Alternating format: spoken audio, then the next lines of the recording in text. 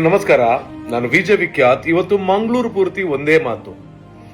ಭರತನಾಟ್ಯಂ ಅನ್ನು ನಿರಂತರವಾಗಿ 170 ಗಂಟೆಗಳ ಕಾಲ ಅಂದ್ರೆ ಒಂದು ವಾರದಿಂದ ಮಾಡ್ಕೊಂಡು ಬಂದಿದ್ದಂತಹ ಮಂಗಳೂರಿನ ಸೈಂಟ್ ಅಲೋಸಿಯಸ್ ಕಾಲೇಜಿನ ವಿದ್ಯಾರ್ಥಿನಿ ರೆಮೋನಾ ಅವರ ಈ ಸಾಧನೆನ ಇಡೀ ಜಗತ್ತು ಇವತ್ತು ಕೊಂಡಾಡ್ತಾ ಇದೆ. ಜೊತೆಗೆ ಗೋಲ್ಡನ್ ಬುಕ್ ಆಫ್ ರೆಕಾರ್ಡ್ ನಲ್ಲಿ ತನ್ನ ಹೆಸರನ್ನ ಅವರು ಸಂಪಾದನೆ ಮಾಡ್ಕೊಂಡಿದ್ದಾರೆ.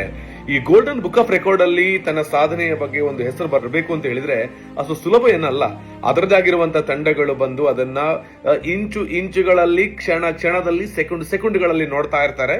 ಇಂಥ ನಿರಂತರವಾಗಿರುವಂತಹ 170 ಗಂಟೆಗಳ ಸಾಧನೆಯನ್ನ ಮಾಡಿರುವಂತಹ ರೆಮೋನಾ ಅವರಿಗೆ ನಾವೆಲ್ಲ ಕೂಡ ಆಲ್ ದಿ ಬೆಸ್ಟ್ ಆಗನೆ ಕಂಗ್ರಾಚುಲೇಷನ್ಸ್ ಹೇಳಬೇಕು.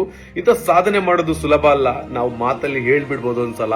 ಆದ್ರೆ ಅವರ ಪರಿಶ್ರಮ, ಅವರು ಕೊಟ್ಟಿರುವಂತಹ ಒಂದು ಸಮಯ, ಇದೆಲ್ಲವೂ ಕೂಡ ಇವತ್ತು ಅವರಿಗೆ ಫಲವನ್ನ ಕೊಟ್ಟಿದೆ. ಸೊ ಇನ್ನಷ್ಟು ಸಾಧನೆಗಳು ರೆಮೋನಾ ಇವರ ಮೂಲಕ ಆಗ್ಲಿ. ಸೊ ಇದಕ್ಕೆ ಸಾಕಷ್ಟು ಸಹಕಾರ ಕೊಟ್ಟಿರುವಂತಹ ಅವರ ಪೇರೆಂಟ್ಸ್ ಆಗಿರ್ಬೋದು, ಸೈಂಟ್ ಅಲೋಸಿಯಸ್ ಕಾಲೇಜ್ ಆಗಿರ್ಬೋದು, ಹಾಗೇನೆ ಅವರ ಸ್ನೇಹಿತರಾಗಿರ್ಬೋದು, ಅವರ ಗುರುಗಳಾಗಿರ್ಬೋದು, ಇವರೆಲ್ಲರಿಗೂ ಕೂಡ ಅಪ್ರಿಶಿಯೇಟ್ ಮಾಡಲೇಬೇಕು. ರಿಯಲಿ ನಮ್ಮ ಮಂಗಳೂರಿನಿಂದ ಒಂದು ಹೊಸ ಸಾಧನೆ ಮಾಡಿರುವಂತಹ ಯುವತಿಯ ವಿಚಾರ ಇವತ್ತು ಬೆಳಕಿಗೆ ಬಂದಿದೆ. ಒಳ್ಳೆದಾಗ್ಲಿ.